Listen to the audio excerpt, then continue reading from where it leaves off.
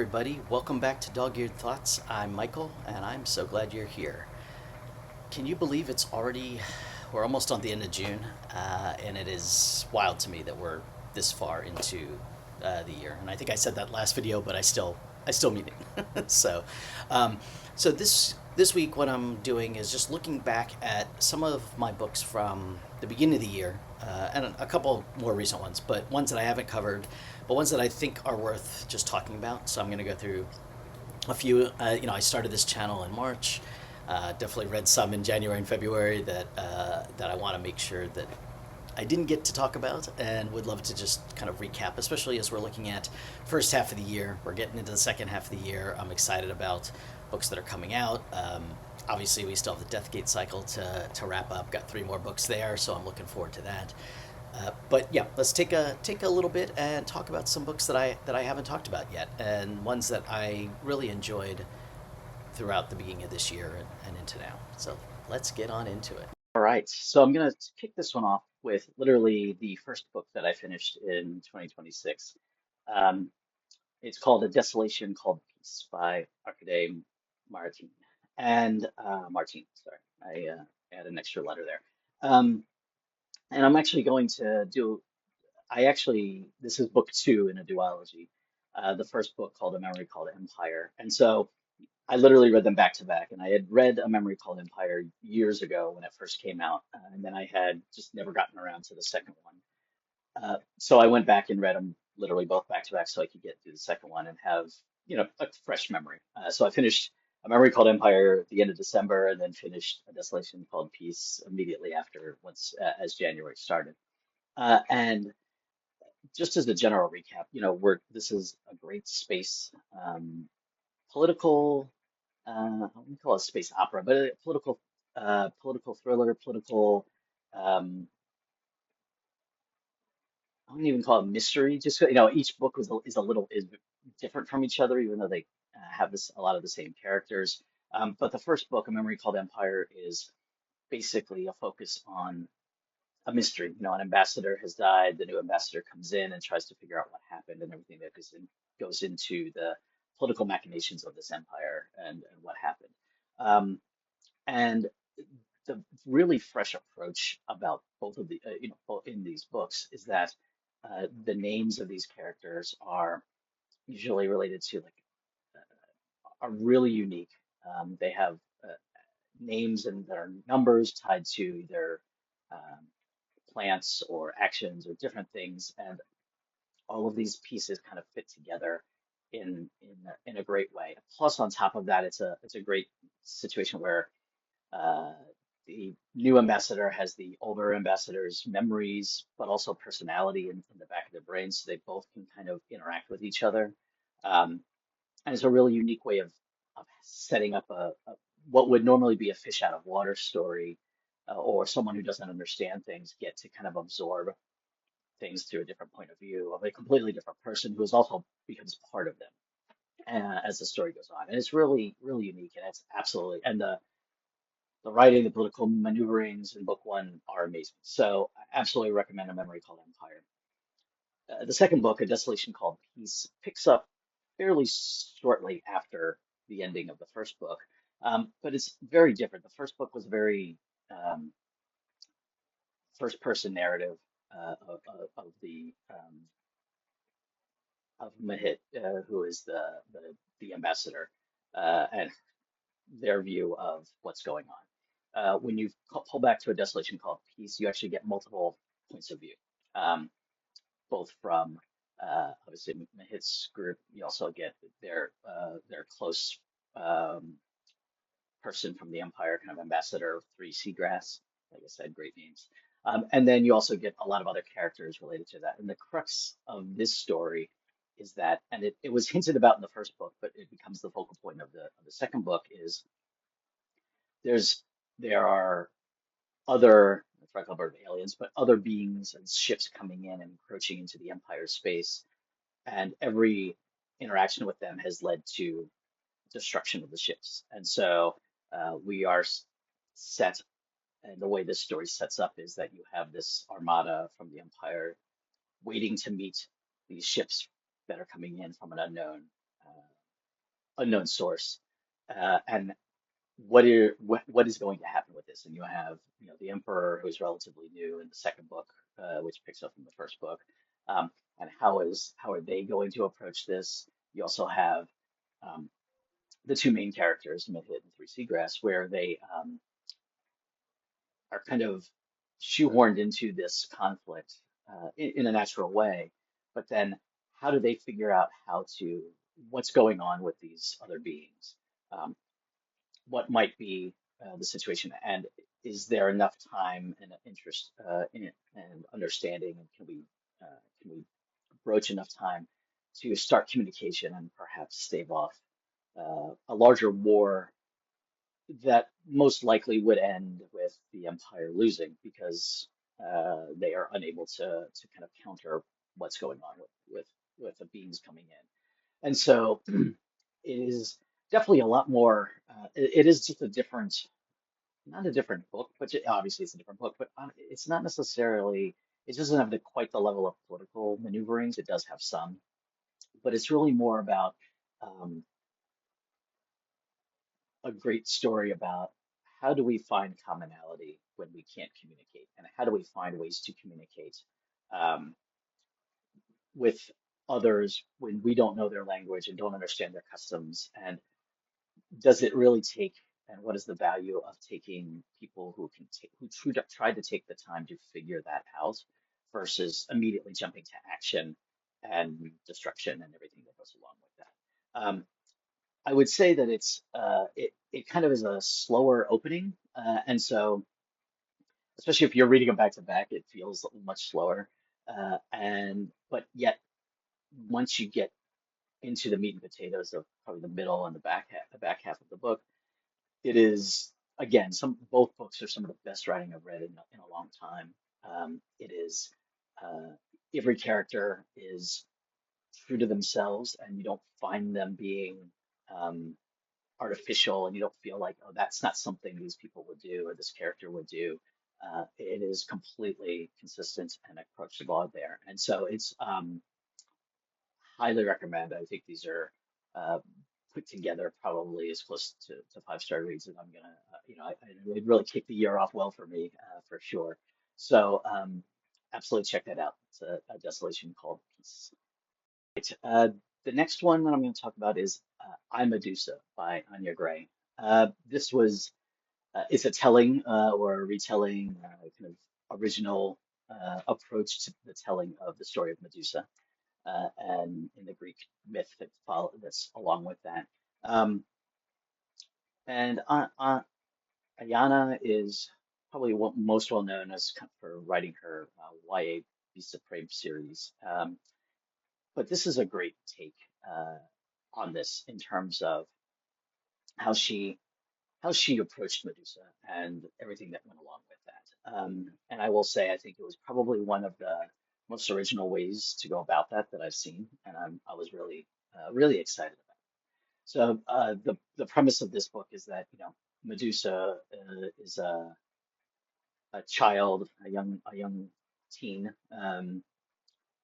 who her family and friends call Medi, and she's on an island, kind of a demigod, kind of in this world of the absolute gods of Olympus, but they live on an island where there's a demigod, and are constantly family is trying to marry off the daughters to better families or gods to kind of strengthen their peace, and they were once a proud and kind of high-end family of warriors and people who had conquered places, but they had been beaten down over the last years and are seeking, you know, the status again.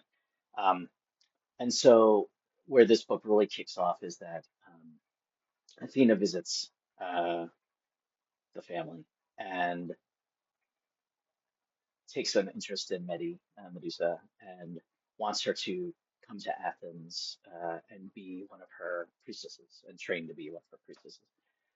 And so, you know, the first, let's say the first two-thirds of this, or three-quarters, two-thirds of this book, is really about, Medi's journey from her family to becoming a priestess in that to being ensnared and seduced by Poseidon, obviously older, uh, more powerful persona than God.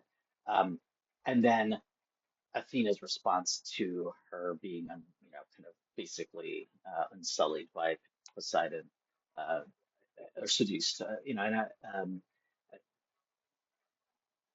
and instead of blaming Poseidon for seducing a young girl who doesn't have the agency, doesn't have the doesn't can't necessarily say no, even though the way it's written is she obviously knows what she's doing, but at the same time she also knows that she shouldn't be doing it. But there's a level of the power dynamic is way off, right? And there's no way once he really decides that he wants to get to know her and be with her more, and ends in this assault. Um, uh, you know, there's no way that there was no way this was incredibly consensual or anything like that, right? So instead of the response of blaming him, um, she turns around and blames Medusa and punishes her. And then obviously this is the transformation of uh, her hair, which was part of her beauty, turns into snakes, and obviously she um has the ability to turn men into stone. And the book structure kind of comes, to have this mortal maiden mistress monster, kind of this for Medusa kind of approach. And it really is a great, what I think Gray does really well in this story is kind of layer on the complexity of Medusa, going from very kind of a wide-eyed, um, wide-eyed young girl to really understanding how this world kind of works and being beaten down by it and not being given a chance to shine. And in fact, sometimes the fact that she's shining becomes a reason for not only other priestesses, but Athena and everyone else to kind of um, punish her for that, right? It's like she's never able to kind of be herself. And in some cases, once she becomes Medusa, the kind of the Medusa that we know, and from a historical or mythological standpoint, um, she's actually able to. It takes her a while after she becomes Medusa with the snakes, to truly accept who she might be or how she might be.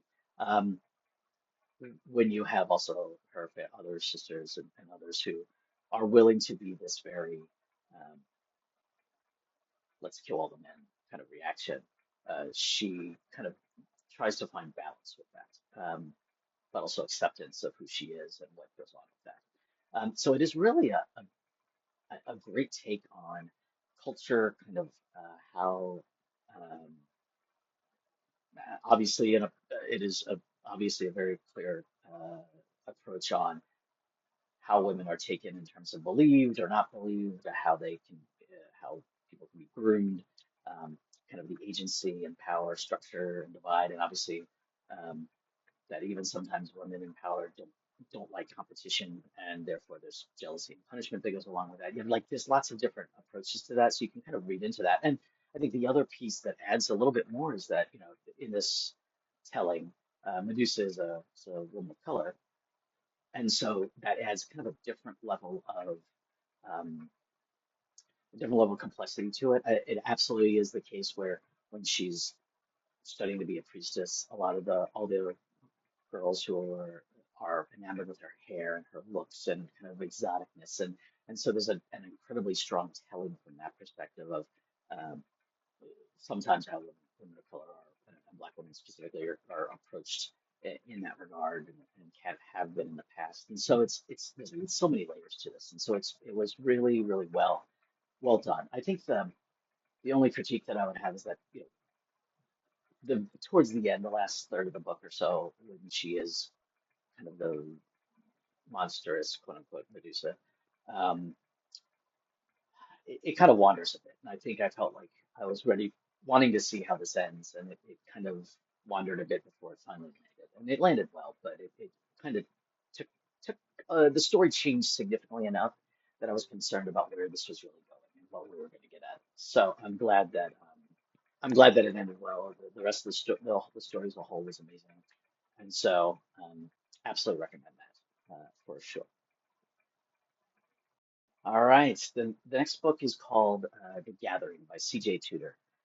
This one I read a little bit more recently, but haven't last month or so, but didn't really talk about it because I kind of was keeping this to myself, for lack of a better word, but I really shouldn't be at all because I really enjoyed this. And this was um, not my first CJ Tudor book, but it was the first one where I really, um, I don't know, I think it just caught me at the right time. And I'm now obsessed and want to read all of CJ Tudor's books. So this one is a really great take on a vampire story. It really, um, it's an incredibly fresh approach, and I know that's hard to do. And, this was written in 2024, um, and I know it's hard to do a fresh vampire telling. I think Stephen Graham Jones did an amazing one with Buffalo Hunter Hunter, and that one I think is unparalleled. What this one does, what CJ Tudor does in this one is takes the approach to this in terms of um, taking on aspects and themes of like colonialism, racism, uh, kind of like you know white supremacy in some way, shape, or form. Although it kind of factors into the rest of it. You have kind of a native view in terms of kind of native culture point of view, and then on top of that, you kind of throw in that you find out throughout the course of the book that the main protagonist is queer, and so it really just kind of puts it all together. And I know in saying that that sounds like, oh my gosh, that's a lot of all things all together, but the story itself, and the story itself is a very well written, fast not fast paced, but it goes smoothly, and it's a very direct um, story, like and so from that, all the other themes don't feel like it weighs it down. It just happens naturally within. And I think a lot of that goes into the setting. So this story takes place in a town called Dead Heart, Alaska, and an agent is sent out to Dead Heart, which is kind of in the middle of nowhere, Alaska, because the boy is found dead, um, you know, throat throat ripped out and blood missing and everything like that. So in this universe, vampires exist and have existed forever, right? And it's just kind of a known thing.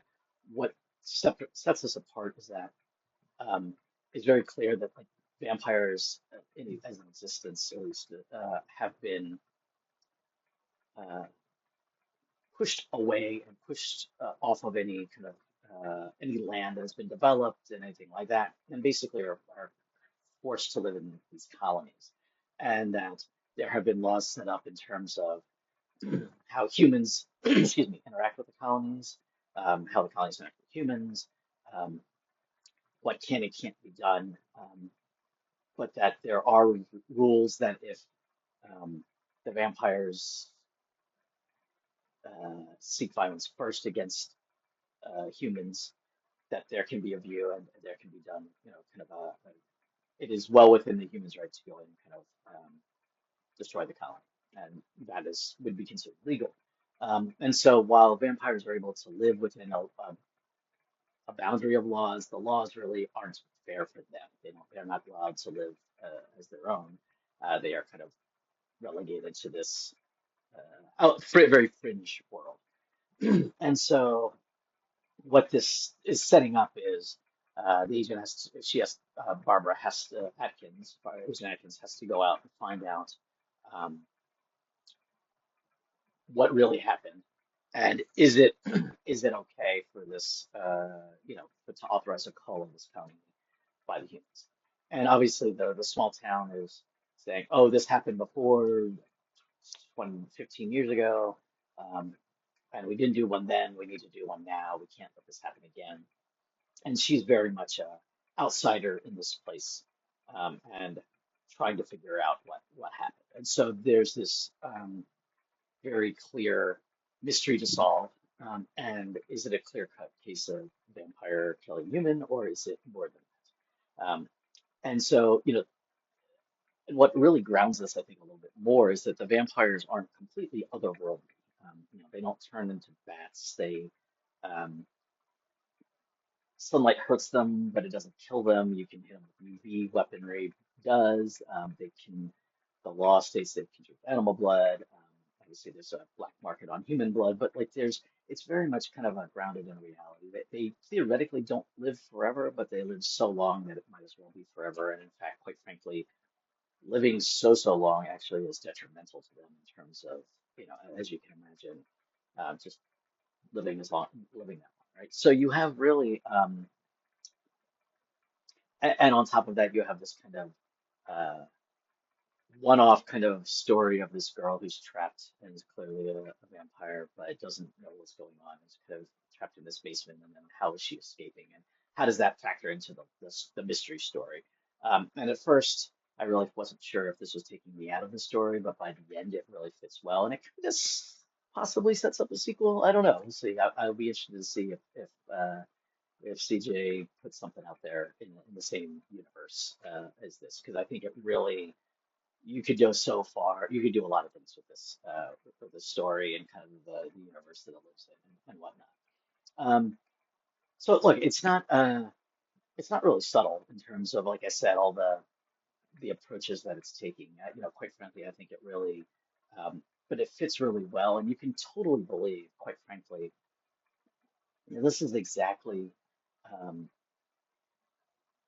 how we as a society, human society, would react and pass laws and and have the kind of opinions of what we feel are they not really human, they're animals, and all the other things that go along with that. And it's really, and the character, Barbara, the detective agent is, she's very, I would say average, but she doesn't have some super strength. She's not some, live thing that can run a marathon. Like she has her own kind of middle-aged, up, things that go aches and pains that go along with that.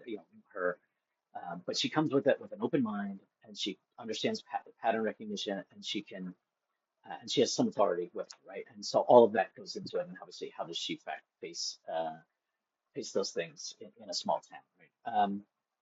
So yeah, I do think that I think there was a little bit of maybe too many character. Like we could have introduced maybe a little less characters, secondary or tertiary characters in here to kind of keep things a little bit more streamlined. But it's a minor criticism, and so I definitely recommend that if you're looking for a kind of an interesting take on vampires. All right, I'm gonna jump right into the next one, Holly by Stephen King. Right, so. Holly Gibney, absolutely one of the best characters in recent King books. She's, obviously the Mercedes trilogy, or the Bill Hodges trilogy, is starting off with Mr. Mercedes. We have The Outsider, which I loved. The Outsider. I think that was an amazing story.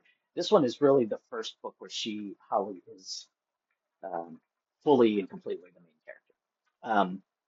And so she's running her detective agency, and this is all set kind of the second year of COVID in 2021 and everything that goes into that. And she's kind of on her own because her partner is sick. Her mother has just died. Um, and she has to, um, she's approached by a mother who has lost a daughter, and she takes the case to try to figure out what's going on. And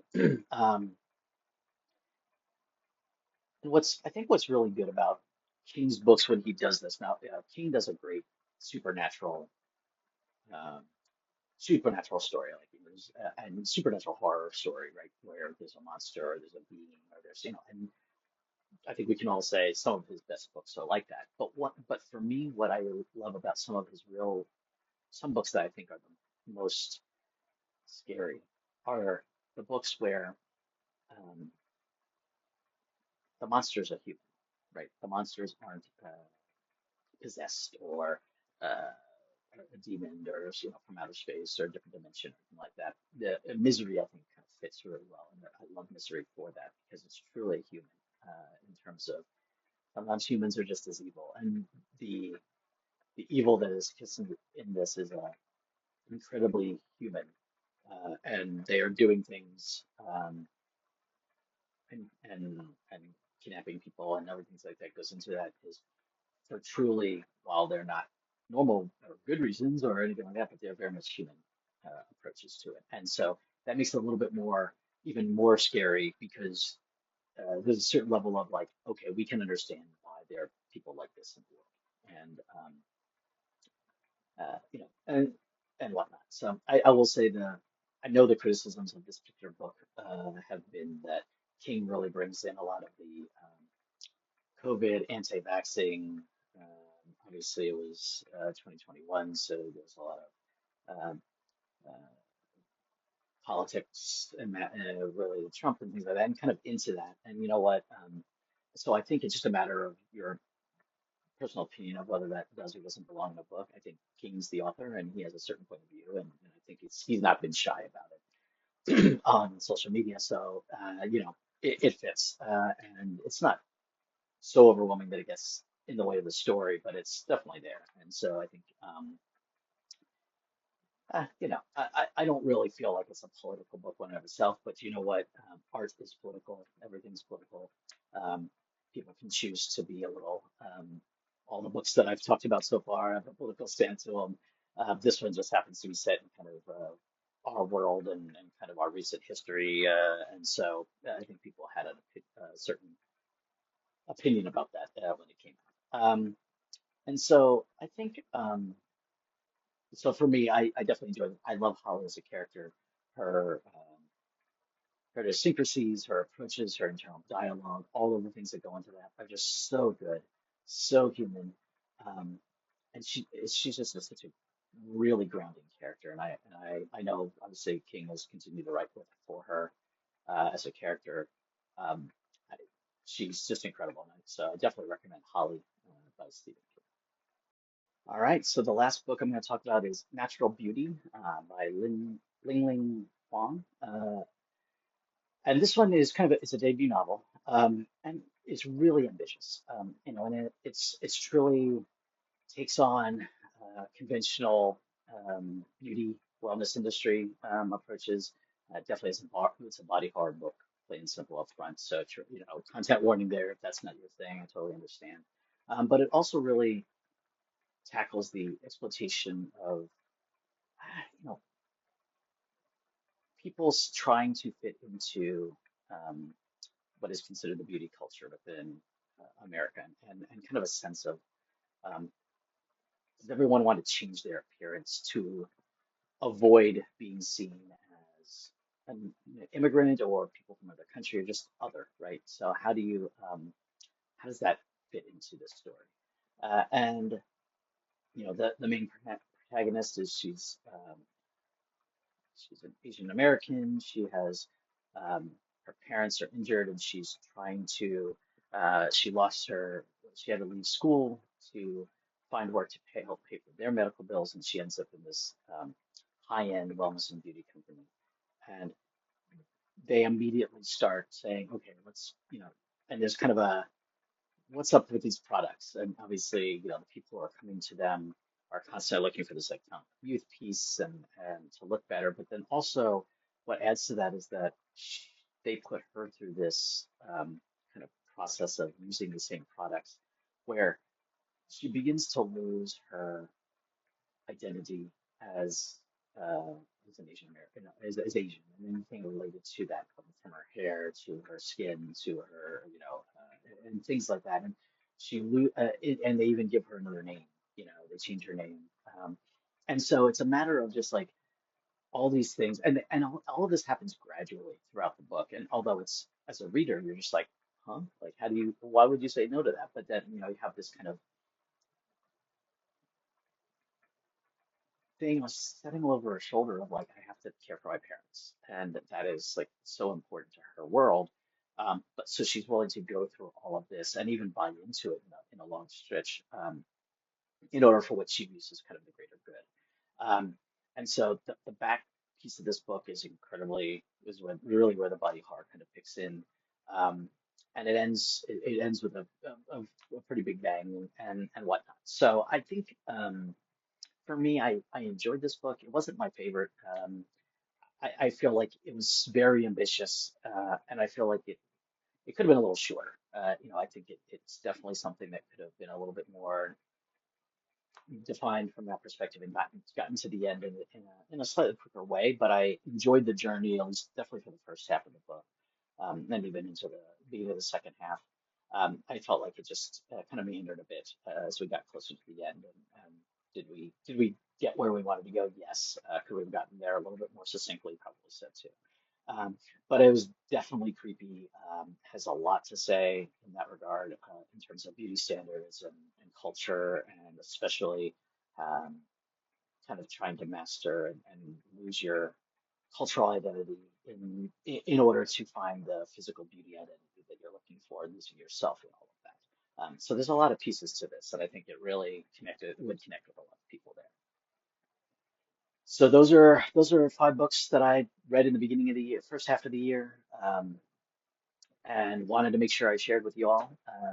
So I'm looking forward to the second half of the year, July and onward. I know we're near coming up on the 4th of July here in America, so we will absolutely be uh, the solstice has happened, the days are going to start getting shorter. So moving into my favorite time of the year, which is fall. So I will be excited about the back half of summer and looking forward to just talking more about books with y'all. So leave any comments, anything that you liked, if you've read any of these, what you thought of them, any books that you read in the first half that you want to make sure that you maybe recommend. I'm happy to jump in on them and like and subscribe. And I look forward to hearing from y'all. And until then, take care and keep on reading.